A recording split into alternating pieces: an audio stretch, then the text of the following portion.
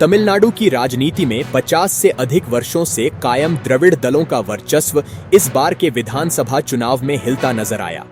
2026 के चुनाव परिणामों ने राज्य की सियासत में बड़ा बदलाव किया है, जहां अभिनेता राजनेता विजय की पार्टी तमिलगा वेत्री कड़गम टीवीके सबसे बड़ी पार्टी बनकर उभरी है। टीवीके ने 107 सीटों पर जीत दर्ज कर राजनीतिक पंडितों को चौंका दिया है। हालांकि पूर्ण बहुमत से दूर रहने के कारण पार्टी अब सरकार बनाने के लिए संभावित सहयोगियों की तलाश में जुट सकती है। वहीं सत्तारूढ़ द्रविड़ मुनेत्र कड़गम डीएमके को इस चुनाव में बड़ा झटका लगा है। मुख्यमंत्री एमके अपने पारंपरिक गढ़ कोलाथुर सीट भी नहीं बचा सके और टीवीके के उम्मीदवार से हार गए। डीएमके ने कुल 49 सीटें जीती हैं और एक सीट पर बढ़त बनाए हुए है।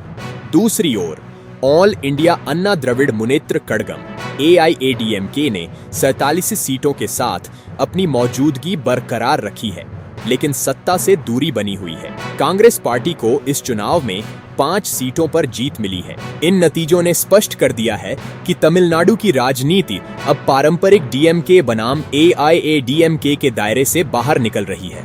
विजय की टीवीके ने पहली बार चुनावी मैदान में उतरकर जिस तरह का प्रदर्शन किया है, उसने राज्य की राजनीतिक दिशा बदलने के संकेत दे दिए हैं। अब सभी की निगाहें इस पर टिकी हैं कि टीवीके किन दलों के साथ मिलकर सरकार बनाती है और क्या तमिलनाडु में एक नए राजनीतिक अध्याय की शुरुआत होती है।